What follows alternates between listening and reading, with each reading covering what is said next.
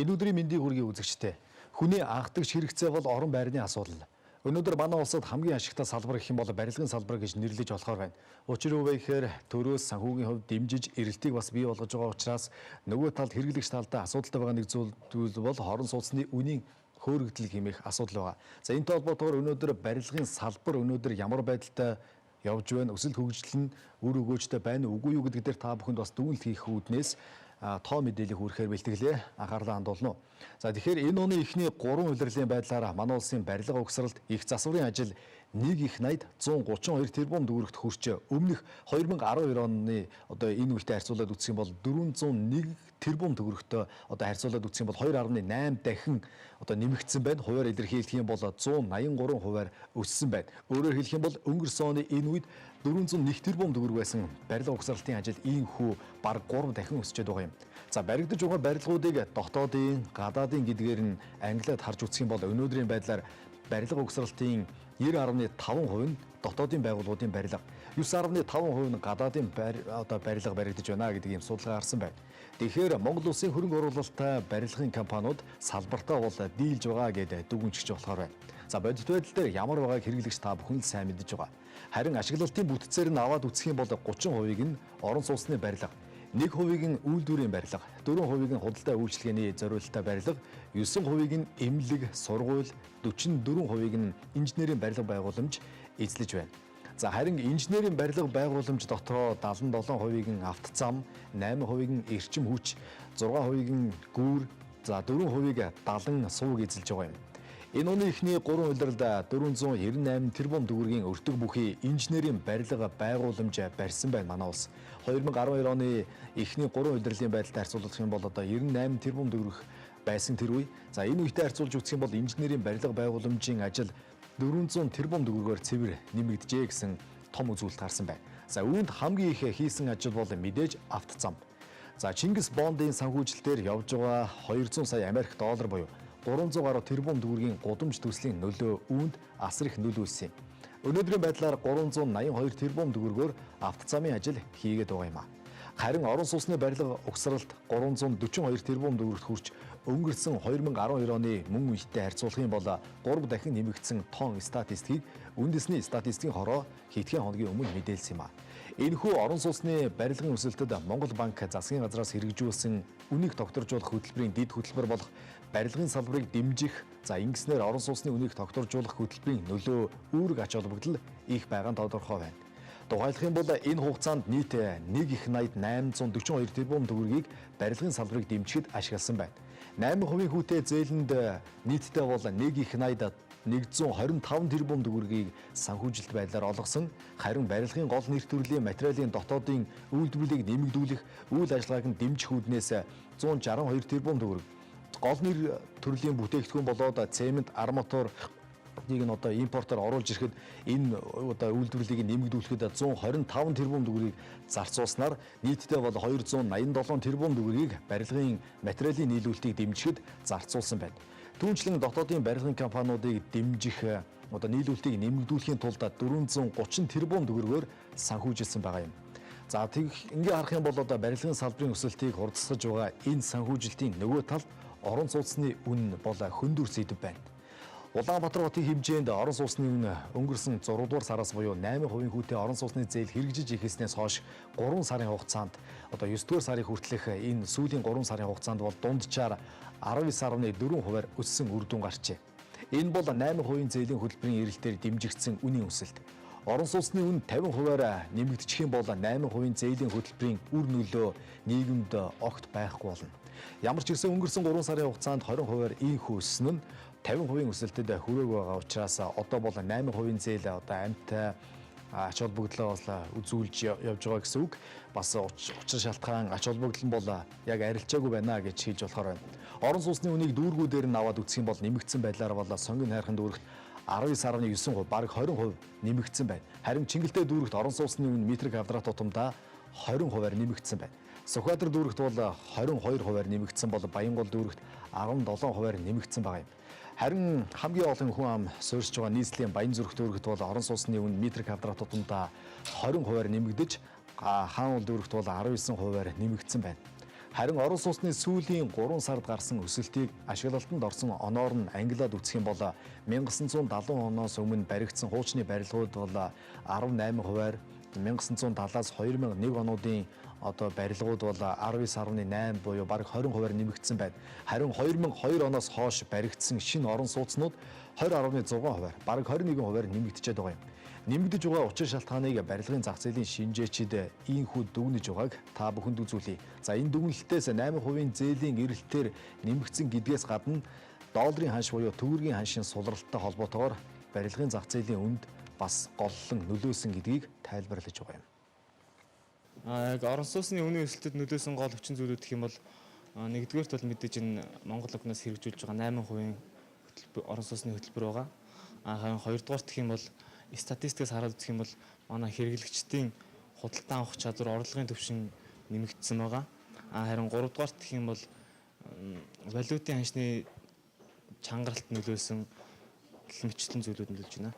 8% хүүтэй зээл хэрэгжиж гиснээр иргэдийн потенциал худалдан авах чадвар нэмэгдсэн гэж хэлж болно. Энэ нь юу вэ гэхээр өмнө нь сая төгрөгийн орлоготой өрх орон сууц худалдан авах тийм шаардлагыг хангадаггүй байсан бол 8% хүүтэй зээл хэрэгжиж гиснээр энэ боломж нь нэгдээд орон сууцаа худалдаа авах боломж нь бүрдсэн гэсэн үг юм аа. За тэгвэл иргэд орон сууц худалдаа авч байгааг худалдаа авах чадвараар нь дүгнэж үзснийг бас та бүхэнд үзүүлээ. Тэгэхээр орон сууц авч байгаа иргэдийн дийлэнх нь бол бэлэн мөнгөөр биш ипотекийн 8% зээлээр авч байгаа гэдэг нь тодорхой байна. За 8% зээлээс гадна 80 метр квадратаас дээш барилга байгууллагын орон сууцыг худалдаж авсан тохиолдолд бусад арилжааны банкуудын 15, 16%, 17 8% хүүтэй орон сууцны зээлээр иргэд авч байгаа гэдэг нь тодорхой байна. За 8% хүүтэй орон сууцны зээлийн явцыг ингээд ажиглаад үзэх юм бол орон сууц худалдаа авч байгаа иргэдийн дийлэнхэн буюу 63, 64 орчим хувь нь бол 16-аас 20 жилийн хугацаатаагаар орон сууцны зээл буюу ипотекийн зээлийг арилжааны банкудаас авч байгаа юм. Арилжааны банкудаас 8% зээлийг хамгийн их идэвхтэй өгч байгаа банкуд гэдээ нэрлэх юм бол Хаан, Голомт гэсэн банкуд идэвхтэйгээр өгч байгаа. Тэгэхээр 8% зээлийн бүтцийг ингээд та бүхэнд бас графикаар харуулж байна. Ямар байдлаар 1-ээс 5 жил хугацаатаар авч байгаа байдал 6-аас 10 жил, 11-ээс 15 жил гэд үзэх юм бол дийлэнх орон сууц худалдаа авч байгаа иргэдийн дийлэнх нь бол мэдээж аль болох урт хугацаагаар орон сууцаа худалдаа авч байна гэсэн үг. Ингэснээрээ гэр бүлдээ өөрийн орлогодоо эрсдлийг энэ хэмжээгээр багасгаж иргэн төлөх чадвараа бас энэ хэрээр тооцоолж байгаа гэдгийг бас харж болохоор байгаа юм аа. За тэгвэл өнөөдөр орон сууц худалдаалж байгаа борлуулалтын менежерүүд иргэдийн худалдаа авалт дээр бас ямар дүн шинжилгээ хийж байгааг та бүхэнд үзүүлье. За манай орон сууц бол нэг орон сууцыг докторжуулах хөтөлбөрт бол оролцоогүй. За ер нь бол үнийн өсөлт бол манай барилгаас барилга мөн өөрөө бас Италийн 100% хөрөнгө оруулалттай компани. Барилгын их материалууд нь Италиас өөрөө импортын бүтээгдэхүүнээр чийгддэг болохоор долларын зөрүүнээс бас шууд хамааралтай. Долларын зөрүү өсвөл манай байрны үн дагаад өсөж байгаа. Тийм байгаа. Ер нь бол манай Ромео байр бол сая ашиглалтанд орчихсон. Ихэнх худалдаа авагч нар маань бол нөгөө 8% зээлт орж авсан байгаа. Жулиота байр маань бол үн бол ер нь бол өссөн. Зах зээл яг тухайн орчны үнээсээ бол харьцангуй өндөр байгаа ч гэсэн борлуулалт бол ер нь бол бараг дуусж байгаа. Манай орон сууцны хувьд одоо яг гүйцэтгэл 85% явж байгаа. Захиалгыг барилга өсрэлт хийгээд 70%-аас эхлээд захиалга авагдаж эхэлсэн. Ерөнхийдөө захиалга авагдаад нэг сарын хугацаа өнгөрч байна. За иргэдийн ерөнхий яг захиалга ирж худалдаа авж байгаа гэрээний нэг 80 орчим хувь нь бол 80-90 орчим хувь 8% зээлд хамрагдах хүсэлттэй байгаа. За орон сууцны үн тогтворжуулах хөтөлбөрт бол хамрагдаг байгаа. За ерөнхийдөө иргэдийн орон сууцны худалдаа авах эрэлт харьцан боломжийн байгаа. Тэгээд манайх нэг сар гаруй хугацаанд захиалга авч эхэлж байгаа гэхэд бол боломжийн эрэлттэй байгаа. Үзэгчдээ бид барилгын салбарын зах зээлийг та бүхэн тоо судалгаатаар харуулж байгаа хөтөлбөрөөр хэдэн орны дараа Монголын барилгын үндэсний ассоциацийн гүйцэтгэх захирал Түм Жаргалтай ярилцаж үргэлжлүүлэх болно.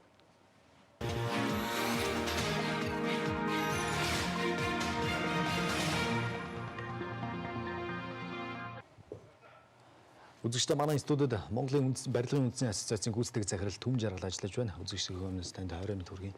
Баярлалаа. Та бүхэн нарийн мэнд хүргэе. Тэгэхээр сая үзэгчдод бас тоо мэдээллийг үзүүллээ. Орон сууц судалдаж авч байгаа байдал үүнэ гэдэг асуудлуудаас хөндрөөс өдөө болж гарч ирж байна л да.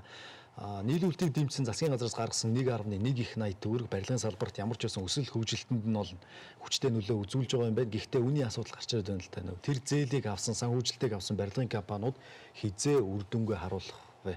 Үр дүн гэдэг нь нөгөө иргэдэд өндөр үнэтэй орон сууц нийлүүлэх биш.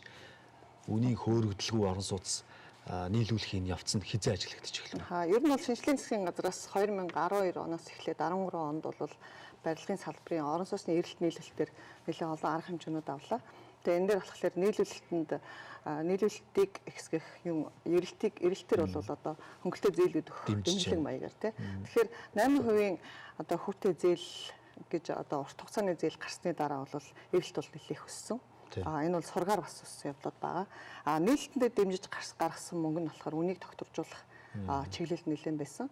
Тэгэхээр зах зээл дээр бол маш олон одоогийн байдлаар бол нэг 50 орчим мянган орон сууц баригдаж байна. Тэгээд 13 оны хувьд бол нэг 13 ондоо бол одоо ашиглалтанд орсон нэг 7500 орчим орон сууц. 13 онд төлөвлөгдөж байгаа нэг 15000 орчим орон сууц ашиглалтанд оруулахаар үлдсэн нь бол дараа жилээс ашиглалтанд орохоор ийм баригдаж байгаа орон сууцууд байгаа. Тэгэхээр ер нь бол бид нар сүүлийн 10 жил орон сууцны үнийг судлахад бол жил бүрийн намар бол орон сууцны үн өсдөг. Тэгэхээр дундаж бүх жилүүдийн дунджаас харахад бол энэ жил бол бас тийм их өссөн бол харагдахгүй байгаа. Дундаж 20% өссөн гэдэг бол өндөр өсөлт биш ээ гэсэн. Ер нь бол жил болгон тийм өсөлттэй бай. Намрын хувьд бол яад гэвэл манай оронд бол барилгын цикл хавар эхлээд намар дуусдаг. Дуусах шатанда бол ерөөхдөө барилга өсдөг. За саяны хувьд болохоор яагаад ингэж орон сууц цогцсон өсчлөө гэхээр 8% хүнтэй зээлийг бол хвчлэг дууссан барилга буюу үл хөдлөхөргийн гэрчлэгэд гарцсан барилга өгч байгаа. Тэгэхээр тийм барилга бол зах зээл дээр 100-ны хувьд бол их байдгүй. Намар өдид нэлээх байдаг. Тэгэхээр тэр үед бол хуучин орон сууцнууд ялангуяа төсөлд хамрагдаж болох шалгуур үзүүлэлтийг давсан орон сууцны үн бол нэлээх өссөн. Хүмүүс бол тийм эрэлт хэрэгцээ маш их байсан. Бас 8% хүд шалгуур хангах хэмжээний орлоготой, дундаж олохтой иргэд бол маш их байсан гэдэг нь бол эндээс харагдаж байгаа. Нийлүүлэлтэн зориулж нэлээх мөнгө засгаас буюу Монгол банкнаас гаргасан гэхээр энэ мөнгө бол мөнгөний үр дүн бол бас тийм хурднаар энэ зах зээл дээр гарч чадахгүй л дээ. Энэ онд бол гарахгүй. Яг хөө энэ онд гарч эхэлж байна. Гэхдээ дараа жил бол илүү их үр дүн харагддаг мэдэгдэх. Яг гэвэл тэр мөнгийг шугам шилжээнд нэлээд зориулсан мөнгнүүд гаргацсан байгаа. 118 дугаар татварлаар 200 орчим тэрбум төгрөгийг орон сууц барьж байгаа хороол дахин төлөвлөлтөд зориулж гарсан байгаа. Тэр ажлууд бол сонгон шалгуулалтын явагдаад технээсээ дөнгөж хийж эхлэгдэж байгаа. Мөн барилгын материалын үйлдвэрлэл буюу худалдаанд зориулж гаргасан мөнгө байгаа. Энэ бол ерөөхдөө бас харьцангуй нэг үүргээ гүйцэтгэсэн. Үнийг тогтворжуулах буюу тэр чиглэл дээр зарим нэг удирдлын чанартай асуудлууд бас гарсан байж магадгүй. Нийлүүлэлтэн зориулж яг орон сууц барьж байгаа компаниудад зориулж өгсөн хөнгөлөлтөө зээл 385 тэрбум төгрөг орчим. Тэр мөнгө бол яг орон сууц барьж байгаа компаниудад бас яг яаж хүрсэн гэдэг нь одоогор бол манай ассоциацийн гишүүн компаниудын хувьд бол мэдэгдэхгүй байна. Тэрийг бол олон нийтэд зарлаагүй. Гишүүн компаниуд энэ мэдээллээ ил гарахгүй байна гэсэн үг. Аль эсвэл Төв банк энэ мэдээллийг ер нь Төв банк буюу барилга хотоолт яам бол энэ нэг бол зарлаагүй байна. Бид нар бол манай гишүүн байгууллагад 100 орчим компаниуд байхад үндэс бол 40 орчим нэг орон сууц барьж байгаа. Тэгэхээр эндээс бол яг нийлэн зориулж авсан компани бол 1-2-оос их төрөхгүй байгаа. Тэгэхээр яг ямар компаниудад ямар шалгуураар яг ямар хэмжээнд баригдсан орон сууцнд өгсөн гэдэг нь бол тодорхойгүй. Бид нар энийг авах гээд нэлээх хөөцөлтөд авч чадаагүй байгаа. Ер нь бол энэ эдгээр нэг томоохон хөрөнгө оруулалтын чиглэсэн нийлүүлэлтийн мөнгнүүдийн үр дүн бол бас тийм хурдан гарахгүй л дээ. Яг л энэ ч өөрөө барилгын хөрөнгө оруулалтын асуудал чинь урт хугацааны циклээр явдаг болохоор за өнөөдөр нэг сарын дараа 2 сарын дараа гарна гэхэд бас хэцүү. Харин яг шалгуур үзүүлэлт эдгээр дээр бол 80%-аас дээш гүйцэтгэлтэй байранд тийм компаниуд өгнө гэсэн тийм юм байсан бол бас нөлөөлж магадгүй. Гэтэл яг тийм шалгуур үзүүлэлт байсан эсхийг бид нар мэдгүй одоохондоо тэр мэдээллийг юус авч чадахгүй байна. Яг энэ 385 тэрбум төгрөгийг авсан барилгын компаниуд иргэдэд ямар байдлаар одоо ямар үнэтэйгээр орон сууцаа нийлүүлж байна вэ гэдэг мэдээлэл иргэдийн хувьд бас олон нийтийн хувьд их анхаарал тавьж байгаа бас нэг асуудал байна л да. Ягаад гэвэл үн өсөд байгаа асуудлын та нарын зээл авсан мөнгө авсан барилгын компаниуд үнэ нэмэгдүүлээд байгаа юм биш үү гэдэг юм хардлага шүүмжлэл байна. Энэ тал дээр Тийм. Тэгэхээр манай барилгын ассоциац бол гишүүн компаниудынхаа одоо эрх ашигыг хамгаалсан төрийн төсөө агуулга. Бид нар ажлын албаны хувьд бол тэр компаниудынхаа одоо зах зээл дээр зөв байх те гишүүн компаниудынхаа төлөө ажиллах хэрэгтэй. Манай гишүүн компаниудын бол энэ зээл хөнгөлөлтөд зээлэнд бол хамрагдсан компани бараг байхгүй. За бид танай гишүүн компаниуд бол барилгын одоо Монголын барилгын салбарын голлох компаниуд. За ерөнхийдөө бол нэлээд томоохон голлох компаниуд бол байгаа. Тэгэхээр эдгээр компаниуд бол тэр хөнгөлөлтөд зээлийн хөтөлбөрт бол хамрагдаагүй. За гишүүн биш компаниудаас л хамрагдсан мэдээлэлүүд байгаа. Бид нар гишүүн компаниудынхаа мэдээллийг л авч байгаа. Тэгэхээр нийлүүлэлтэн зориулсан мөнгнөөс манай одоо яг орон сууц барьдаг, орон сууцнд хөрөнгө оруулдаг 40 гаруй компаниудаас бол нэгэн ч аваагүй. Тэгэхээр яг хоо бид нар бол бас Монголын барилгын үндэсний ассоциацийн бүх барилгын салбарыг төлөөлнө гэж бид нар хэлэхгүй л дээ. Тэгэхээр энэ мэдээллийг зөвхөн олон нийтэд Монгол банк юм уу, барилга хотголтын яам, засгийн газар бол зарлах ёстой юм байна. Уулна. Тэгэхгүй бол одоо ингээд барилгынхан маш их мөнгө авчаад тэгээд ингээд үнэ болохгүй байна. Ингээд баг нэгтлээ барилгын салбар ухсан байдалтай байгаа юм. Тийм. Тэгэхээр энийг бол би зарлах ёстой байхт явдахгүй зарлах байлгүй гэж би одоо найдаж байна. Танай барилгын гишүүн байгууллагууд манай барилгын салбарын хэдэн хувийг бүрдүүлдэг юм бол үйлдвэрлэдэг юм бол? Яг хоо ер нь бол тэгж хэлвэл бас хэцүү. Манай Монголын барилгын үндэсний ассоциацид бол хөвчлэн үл хөдлөх хөрөнгө оруулагч буюу барилга ухсралтын ерөнхий гүйцэтгэх томоохон компаниуд одоо нэгдсэн байдаг. Тэгээ энэ утгаараа бол яг бид нар яг энэ нийлүүлэлтэн зориулсан мөнгө бид нар манай гишүүн компаниудаа бас авч өгөх талаар нийлээ ярилцсан л да. Тэгээд энэ дээр бол манай гишүүн компаниуд арилжааны банкуд очих хандхлаар за биднэрт бол аль үшиг тэр мөнгийг гаргаад дууссан. Харин та нар зүгээр арилжааны зээл авч болно. Сарын 1.5-аас 1.8 одоо 2% хүүтэй. Тэр чинь болохоор жилдээ бол нэг 18-20% хүүтэй болж байгаа. Угаас л тэгж зээл авч байсан тий. Харин энэ 385 тэрбум төгрөгийг бол засгийн газар Алтан хуйг сайд бол бүтээн байгуулалтын цагаар ярихдаа за Улаанбаатар хотод бол жилийн 7% хүүтэй, орон нутагт 5.5%. За энэ дээр бол арилжааны банкуд эрсдэл буюу үйл ажиллагааныхаа зардлыг нэмээд 10% сэтрүүлэхгүй өгөхтэй өгнө өө гэж зарлж ирсэн тий. Гэтэл яг энэ хөнгөлөлтөө зээлүүдийн ямар компаниуд ямар шалгуураар яаж авсан гэдэг бол маш тодорхойгүй байгаа. Тодорхойгүй байгаа ийм юмн дээр бас засгийн газар өөрсдөө буюу барилга хотголтын бусад хүмүүс бол бас барилгын компаниудыг үнэ буулгасангүй гэж явж байгаа нь бас нэг талаар буруу ойлголт болж байгаа. Барилга хот байгуулалтын баяр цагаан сайдтай энэ талаар та бүхэн уулзж байгаа юу? Өөрсдийнхөө асуудлаа яаж тавьж байгаа? За яг нийлүүлэлтэн зориулсан мөнгийг бол барилга хотголтын яам энд бид нар оролцоогүй. Монгол банк засгийн газар хоёр энийг шийдвэрлсэн гэж хэлдэг. Тэгээ барилга хотголтын яам руу бид нар 3 дахь удаа галан бичиг өгсөн. Монгол банк руу бол 4 удаа галан бичиг өгөөд энэ талаар одоо яг задаргаа мэдээллийг бол авчдаггүй байгаа. Гэхдээ энийг бол хамгийн гол нь бид нар бас ганцаараа мэдэхгүй дээ гол нь биш. Олон нийт бас энийг бас одоо авахыг хүсэж байгаа тий. Яг тэгэл барилгын компаниуд ингэж их хөнгөлт үзүүлээд хахад үнэ нэмсэн хэвээрээ л байна. Одоо үнэ буухгүй байна гэсэн одоо ийм яриануд байнга байдаг болохоор. Тэгэхээр энийг бол бид нар зарлаасаа гэж хүсэж байна. Тэгэхээр нэг талаараа одоо орон сууцны үнд нөлөөлөх бас нэг асуудал гэх юм бол засгийн газраас бас хүчтэй ярьж байгаа түрээсний орон сууцны асуудал байгаа. Энэ төслийг хэрэгжүүлснээр нөгөө баг дунд орлоготой иргэд шууд орон сууц худалдаж авдаг юм а гэхэд түрээсийн орон сууцнд нэг шат дамжлагаар ингээд дамжаад өнгөрөх юм байдлаар орон сууцны үнд бас нөлөөлж болох юм л да. Энэ тал дээр ассоциац яаж ажиллаж байна? За, ер нь бол 8% хүүтэй орон сууцны одоо зээлийн хөтөлбөр гаргахад бол дундаж орлоготой иргэд бол урт хугацааны одоо ипотекийн зээлэнд хамрагдах боломжтой. Энэ бол дундаж орлоготой хүмүүст зориулсан бүтээгдэхүүн. Тэгэхээр төр бол одоо Улаанбаатар хотод 306 мянган айл өрх амьдардаг. Тэрнээс 180 мянга орчим нь бол гэр хороол буюу ер нь орон сууцгүй байна гэсэн судалгаа байдаг тийм. Тэгэхээр орон сууцгүй иргэдээ яаж орон сууцлах вэ гэдэг бол төрийн бодлогын асуудал. Тэр бодлогыг яг ямар зохицуулалтаар хийх вэ гэдэг нь бол бас одоо барилга салбарын яам буюу төрийн одоо байгууллагуудын ажил баг тийм. Тэгэд энэ дээр бол засгийн газар намар орон сууцны баг орлоготой иргэдэд буюу түрээсийн орон сууцны хөтөлбөрөөр зарлана гэсэн байж байгаа. Тэгээ энэ дээр бол манай ассоциац бас тодорхой саналтайгаар одоо барилга яамтай ярилцж явж байгаа. Тэгэхээр энэ дээр бол бид нар тодорхой хөтөлбөр дээр яг бага орлоготой иргэд буюу туристийн орон сууцсан дээр бол маш бага зарлаар одоо энэ хөтөлбөрт оролцох боломжтой. Энэ дээр бол үндэсний томоохон компаниуд бас тодорхой шийдэлтэй гаргаа явж байгаа. Судалгаагаар үзэхэд бол дараа жил бол маш олон бас нэлээд олон байрууд ашиглалтанд орох төлөвтэй байгаа. Гэхдээ дэд бүтцийн асуудлууд яг яаж явах нь вэ?